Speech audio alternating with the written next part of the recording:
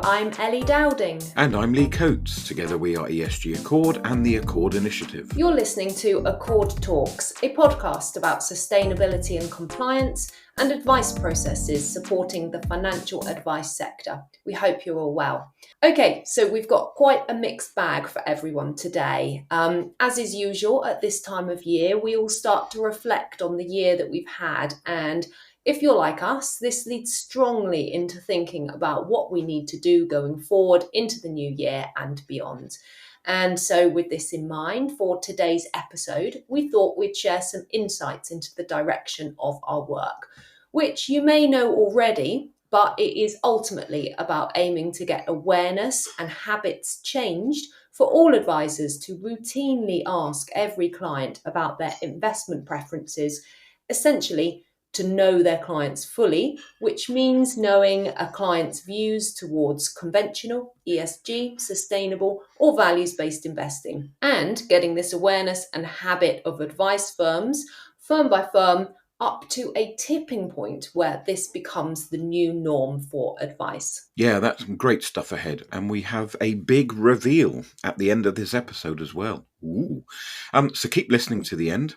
As Ellie said, it's quite a mixed bag of content in this episode. Yeah, looking forward to the reveal. And today we'll also share some of the factors that have helped inform and reinforce the direction of our 2026 planning. Talking of sharing, I'd like to share a couple of things that I noted down when I was at the really interesting EQ Investors Annual Sustainability Summit a couple of weeks ago. Actually, I want to share two things, and the links to both are added in the show notes. So the first one is something that many of you may have already seen, as it was from April this year. But it's very powerful, and I think it needs saying out loud.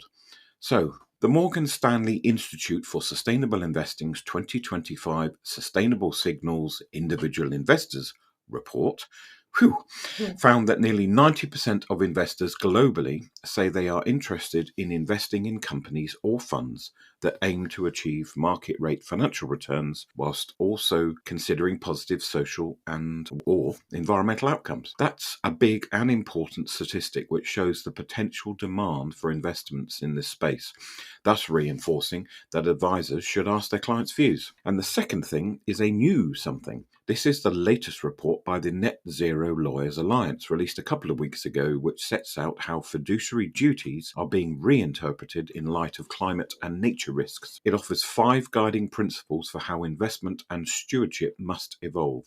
It is one to add to your reading lists if you are providing advice to charities, trustees, etc. on their investment strategy. You'll be able to demonstrate that you are adding value to your advice. Yeah, I'm super interested in reading this one. I will admit to not having read it yet, but I do confirm that it's now on my list. And I have looked up the report as part of my preparations for the podcast. So personally, I'm really intrigued what the findings will be, because the full report title is Sustainable Fiduciary Duty: How Fiduciary Duties Can Be a Key to Escaping the Climate Prisoner's Dilemma. To backtrack a bit for our listeners, I'm a keen listener of the Man Institute's A Sustainable Future podcast with Jason Mitchell. And in a recent episode from a few months ago, the podcast explored the climate prisoner's dilemma in great detail.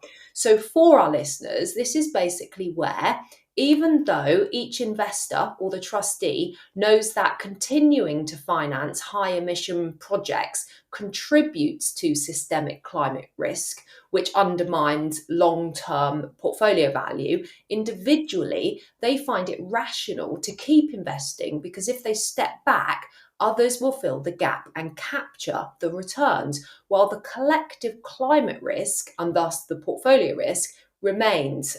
So they are kind of thinking, if we skip this not so green investment, our peers will take it anyway and earn better returns for now. So that means we'll go ahead and invest anyway.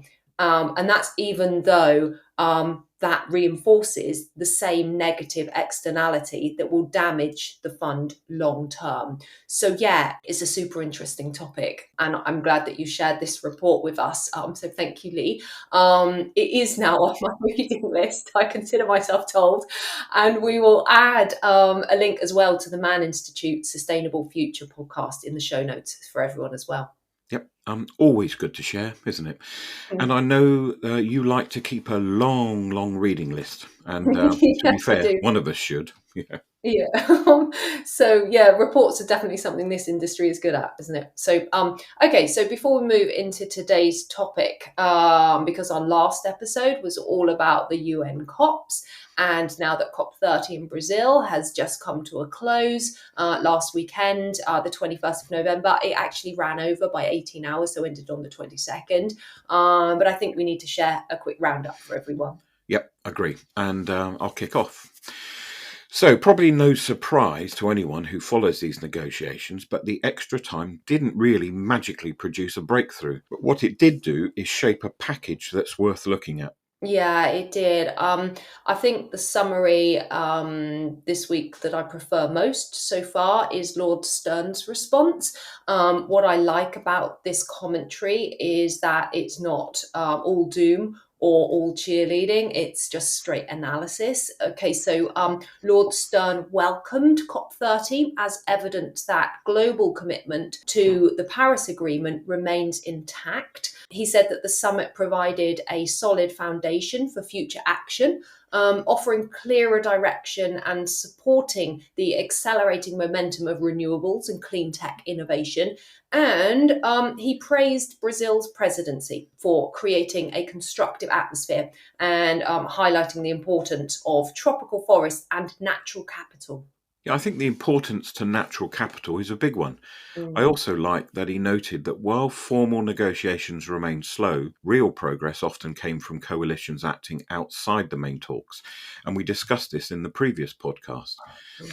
And COP30 delivered some meaningful steps. There was a call to triple adaptation finance by 2035, establish a just transition mechanism, and adopt the new Belém adaptation indicators. Yeah, Lord Stern also highlights several positive initiatives launched beyond the core negotiations. These were the Tropical Forests Forever Facility, the Carbon Market Coalition, and sector specific plans covering health, sustainable fuels, green industrialization, power grids, storage, and energy efficiency. And he also pointed to the Baku to Belém roadmap, which sets out how developing country climate finance could scale up to 1.3 trillion US dollars per year by 2035.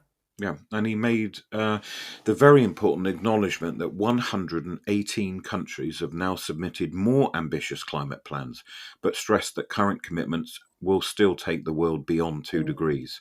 Now, okay, so if exceeding 1.5 degrees is now likely and deeper emissions cuts are urgently required, although the summit failed to agree an explicit fossil fuel phase out, that's a mouthful, fossil fuel phase out, Lord Stern underlined that the Paris Agreement already implies this transition. Overall, he said, COP30 demonstrated strong ongoing support for multilateral climate cooperation, and I know you'll be happy about that one, Ellie, because even in the wake of past setbacks, we're still seeing Mm. cooperation. Yeah, I'm definitely happy about that. And by the way, I do love what Lord Stern said about how the Paris Agreement already implies the transition. The Mm. way that he said that reminds me of what we say all the time about the implicit requirement within COBs for firms to consider non-financial objectives by requiring firms to obtain all necessary information to understand a client's investment objectives and the purposes of the investment. Yeah, I mean, it's the same thing, isn't it? The rules are there, and in a non prescriptive environment, we all need to look beyond the formal wording at what is intended and implied. Right, okay, let's round up by saying we will, of course, continue reviewing global action and state of play and share this as appropriate. And we will make sure to put the full Lord Stern response in the show notes. Okay, and talking of action, development, state of play, things like that, and staying with Professor Lord Nicholas Stern, I'd like to Mm, share and encourage all our listeners to download or buy his new book. FYI, we are not on commission here for this nope. mention. The new book is open access, actually, via the London School of Economics. It's called The Growth Story of the 21st Century, The Economics and Opportunity of Climate Action. So the book directly follows and expands upon the arguments made in his landmark 2006 Stern Review, and it challenges the outdated idea that we must choose between climate action and development.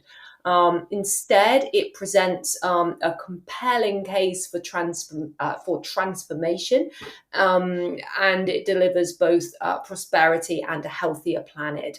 So I've watched the webinar so far for the launch, and I've bought the book ready to read, another one on my reading list. Hmm. The content is really good in the webinar, so I hope that our listeners will find it useful.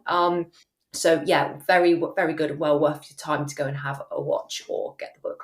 Okay, so we will add links to the Stern webinar and the open access book to the show notes as well. It's getting quite a reading list. And actually, to our audience, you can think of all these as these wonderful show notes as a seasonal gift from us to you. Right, okay. So I kind. think it's time to move our discussion onto some of the areas that are informing and reinforcing the direction of travel for financial advisors and product providers in 2026. I think we should start with the very insightful UKSIF and PWC report that was released a few weeks ago called UK SDR and Investment Labels, Implementation Lessons and Road Ahead. This industry seems to produce massively long named reports. Anyway, right. Okay. So for me, what really stands out in the report is that the SDR's long term success will not be decided by asset managers or regulators alone. The report highlights that success hinges on distributors and advisors. Yeah, the report is a really important one, I think. There's loads to get into and share on it. Okay, so because we feel the report is important, we've actually reached out to UKSIF, to Oscar Warwick-Thompson, who's Head of Policy and Regulatory Affairs at the UK Sustainable Investment and Finance Association, that's UKSIF, for an official overview. So should we head over and hear from Oscar first and then follow up with some of our own comments? Yeah, let's do that. So here's Oscar. Hi, Lee, Ellie. It's really good to be on the podcast. Thanks so much for having me. Really pleased to speak about our recent report with PwC UK on SDR's implementation in the UK's market. We released this report in mid-October with PwC. It's looking at reflections from our asset manager members over the first phase of SDR's implementation in the UK, but also looking ahead to its future evolution in the UK market. So thinking about some of those longer term disclosure requirements that are impacting the asset management community.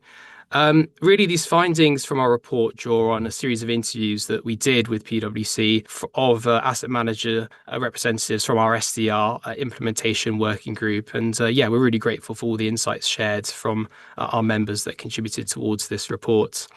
Well, I don't have time to go through all the main kind of findings and recommendations. What I will do is outline maybe kind of three key takeaways from the report that I think we in the team found particularly notable and perhaps challenge some of our prevailing assumptions when it comes to the SDR. I think kind of one key point to bring out from asset managers that we spoke with was that, of course, while the process was very challenging in terms of going through the authorizations process with the regulator to get a label, as is known by many, the process actually also did bring some benefits to firms that we spoke to. So, for example, allowing them to reflect a bit more on how their approach to sustainability is articulated to their clients and really making them reflect more on their investment thesis. So I think that kind of clarity in terms of fund communications, I think, is important to bring out in the report, and something that we picked up there.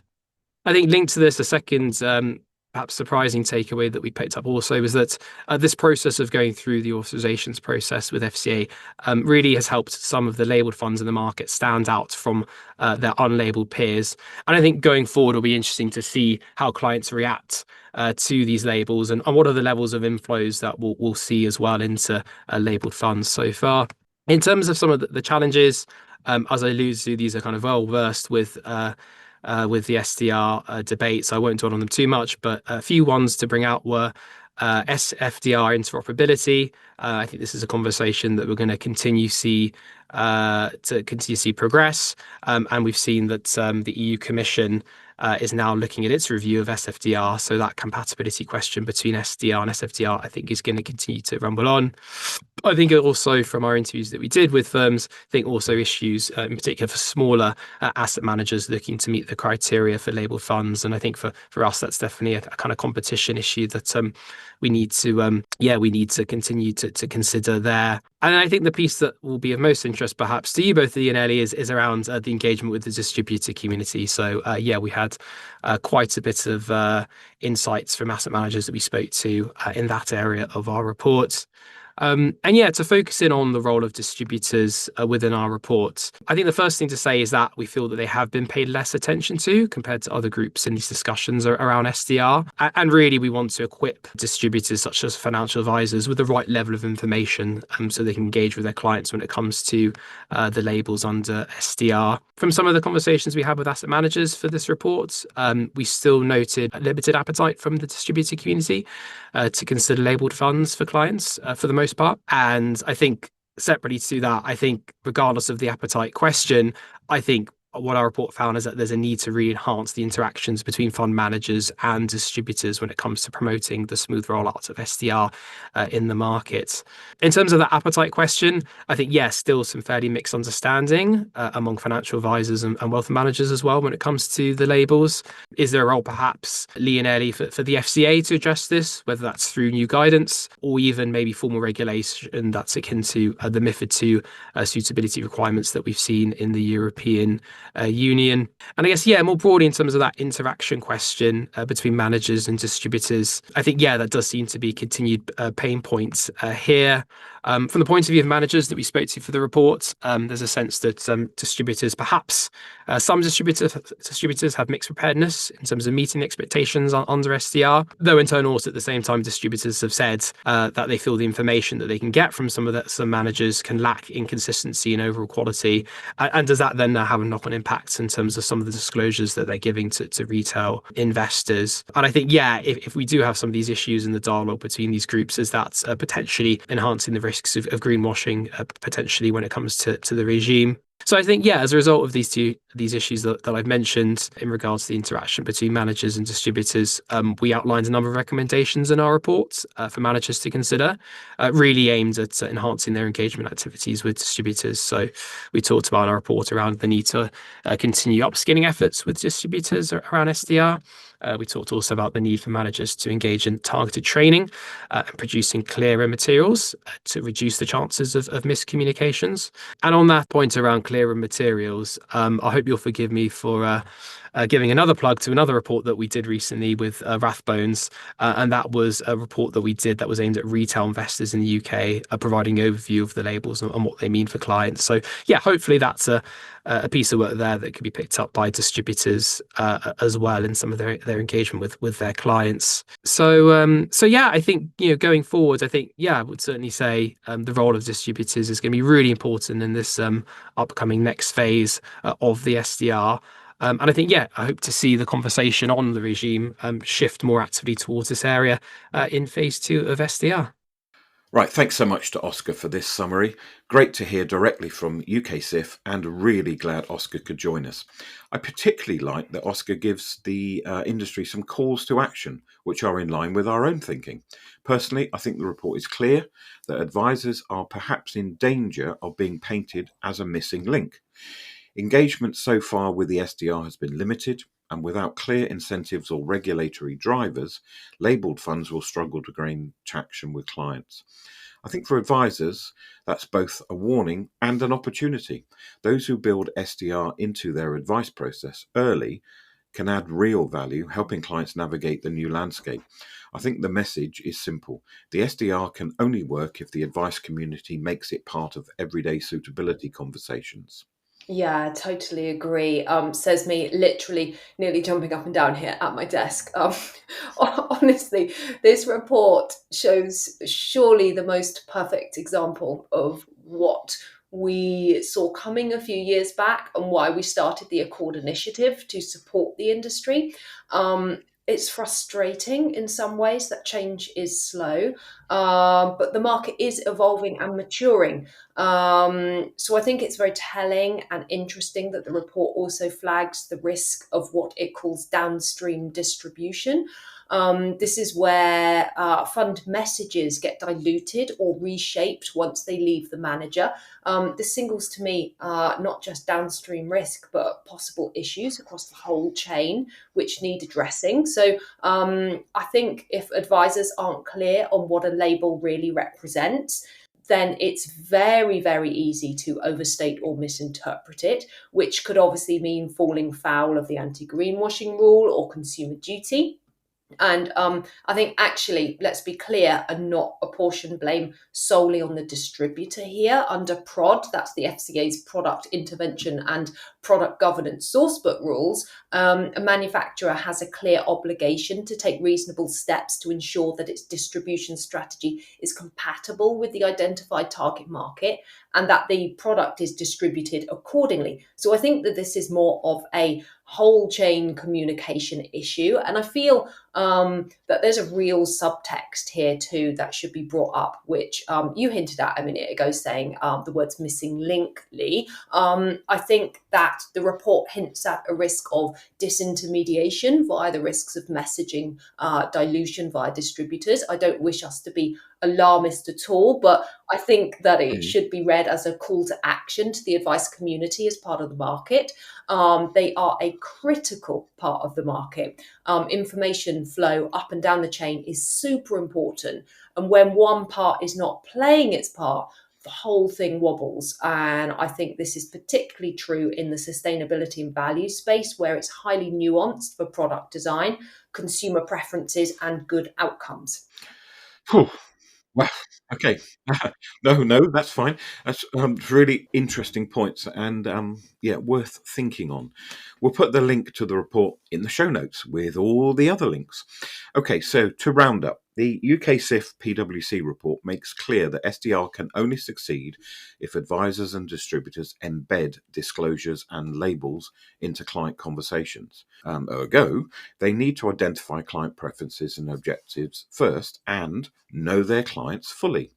Without advisor-led education and consistent use in recommendations, SDR may remain a solely manufacturer-side exercise. Okay, so moving on to another very insightful report that's been informing our thinking for 2026 and beyond. This one is the Gosling, Edmans and Jenter paper called Sustainable Investing in Practice, Objectives, Constraints and Limits to Impact.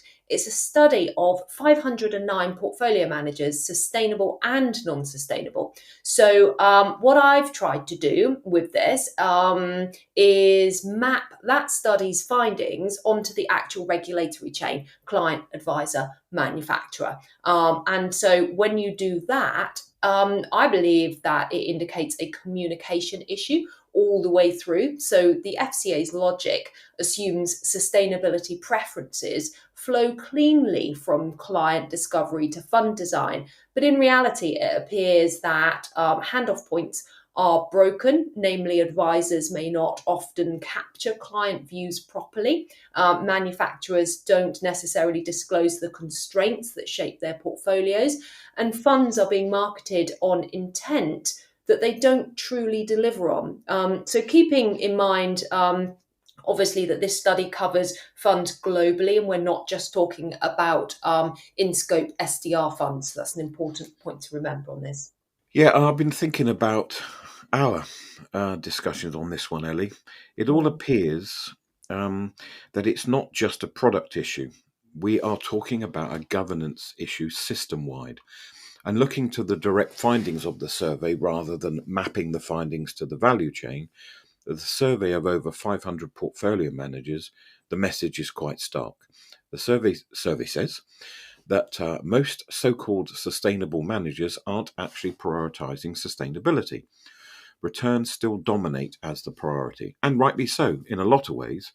But where the fund is marketed as sustainable, yet financial returns are always prioritized ahead of sustainability outcomes, there needs to be very clear communication so that advisors can match and handle client expectations for recommended products. Yeah, it's really interesting. And if we take that comment about clear communications from the manufacturing side and flip it to look at the other side, the study showed 72% of managers are driven more by firm policy and reputation than by advisor or client demand.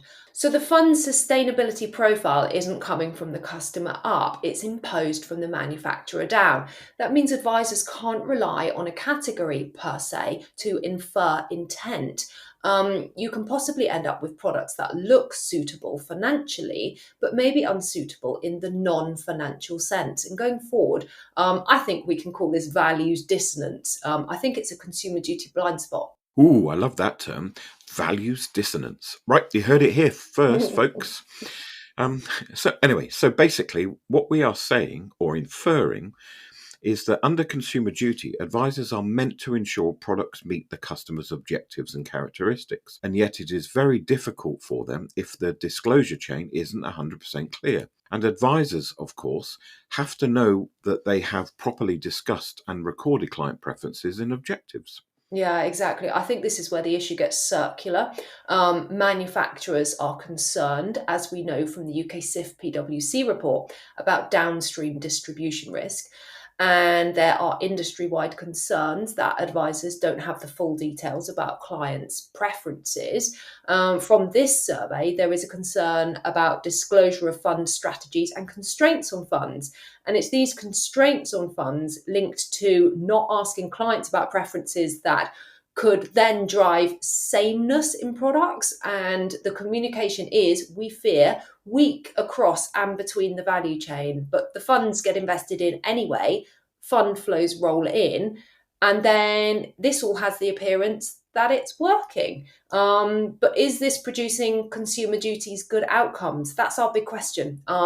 And what we will continue to be working on and questioning. So it's great, I think, to have this paper to learn from. Yeah, it's a really good catalyst for our thinking. And I think this could be described as an illusion of choice, in a way, where sustainable funds all look a bit different on paper, but behave similarly in practice. Possibly an example would be the proliferation of focus funds. Rather than funds improving or seeking to drive real change in the companies they invest in, i.e. improving laggards rather than simply ignoring them. Okay, so what's the fix, we hear you ask? Well, this is what we've been mulling over and working on. We think it's two-sided. All manufacturers, UK overseas insurance funds and MPS, need to clearly spell out their strategy, structure, constraints and trade-offs. Until all that's in place, as we've discussed, we don't feel the consumer duty mechanism can fully work for sustainability. Currently, we are assuming honest transmission of intent and preferences, but right now, it appears from all these reports that it's being diluted or distorted at every stage. Yeah, it's big stuff, isn't it? It's interesting, I think, because it reinforces what we were saying about disintermediation. There is a real risk, and it will shape the industry. Advisors need to cement the very, very valuable link that they provide in this chain, and manufacturers need to listen to the client views via the advisors. Okay, so really what we are seeing and saying here is that we have a failure to communicate between every part of the chain. And that's exactly where we are focusing the next phase of our work. We will continue interpreting regulations and delivering practical solutions via our suitability toolkit for advisors. The toolkit documents help advisors to identify client preferences and objectives for every client.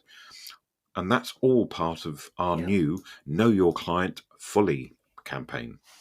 Also, via our consultancy work, activity with our fund manager and DFM partners, and engagement with the regulator and industry groups, we can help to open the communications and feedback channels in the market.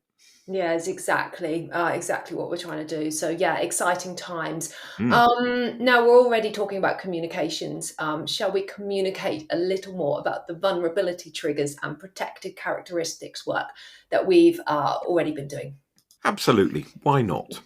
Okay, so our regular listeners will know already that we've been exploring this topic for some time, and last month we presented a webinar to the members of the Association of Professional Compliance Consultants on this very topic. And we are happy to share that the presentation was, we think, well received. It's surely a great litmus test presenting to a group of well qualified and respected compliance people. And we've had some great feedback so far on developing the issues for advisors, which means we can move forward with the future podcast content for you all in the new year. We also plan to develop course content to include for the Accord Academy as well. Yeah, and don't forget, Lee, that you're going to be at the Consumer Duty Alliance event in January in Wales. Yes. Yeah, so we're preparing materials for that as well. And we have a great leading expert, Richard Farr from Telos Solutions, lined up for the podcast, who is very keen to share about his expertise on vulnerability. And we'll go in depth for us on things like causative nexus. Ooh. That's the link between a cause and its effect, triggers and resilience in all its brilliant technical detail. So it'll be a really great podcast coming up for advisors, actually all of our listeners. Yeah. So I'm really excited for the interview for this. Me too. Look, that's going to be a good one. And industry engagement and activity is what it's all about, isn't it? Okay, so we are nearly through our checklist of things we wanted to share and talk about today. But before we wrap up, we promised earlier that there would be a big reveal. And here it is. As we head into 2026, we're evolving. Over the last 5 years, ESG Accord has grown into something much bigger than a compliance project. It's become a movement. And so we're proud to announce that from January 2026, ESG Accord will be rebranding as In Accord. We'll be keeping the Accord initiative, Accord Academy, Accord Talks, and Accord Consulting all very neatly under this new banner of In Accord. Yeah, I love this. It's really exciting. Honestly, I think In Accord represents what we've been building all along. This is about real connection right across the value chain ecosystem. So it's a statement of intent for where we're heading. And it's also about practical change. So the campaign we've been developing for the coming year, which has been informed by our consultancy work, by the evolution of the Accord initiative, and also to some extent by the reports that you've heard us talking about today, it's all about driving the profession past the tipping point where every advisor routinely asks every client about their investment preferences, conventional, sustainable, or values-based. It all sounds so simple, said like that, doesn't it? But in all seriousness, we have a lot of work to do, but we have a very strong foundation and amazing partners, and the In Accord brand will carry that tipping point mission forward. Our focus is on connection and communication, and will of course continue with the same independence and free to access resources, but will aim to be working across the chain, including engaging with the regulator to make these important client conversations the norm, bringing everything in accord. So well said. So that's our direction for 2026 and beyond. It is a big step forward for us, and we're really excited to share it with you all. So, okay, so if we piqued your interest to learn more, we have added links to all the reports that we've talked about today to the show notes. As Lee said earlier, you can think of these as a little seasonal gift from us to you. There's a wealth of information in the reports and links. So hope you all get as many insights from them as we have. Yeah, it should keep everyone busy with reading over the holidays, especially if you need a quiet little corner to reverse into out of the Christmas chaos. Okay, so as always, if this has raised any thoughts or questions, we would love to hear from you. Yeah, and don't forget to subscribe to Accord Talk so you never miss an episode. And if there's a topic that you'd like us to cover, please drop us a message via our website or LinkedIn. Thanks for joining us, and a big thank you to our Accord Initiative partners who make it possible for us to spend time producing these podcasts for you. We've loved it. We hope that you have too, and we look forward to seeing you all in January as we step into the new year.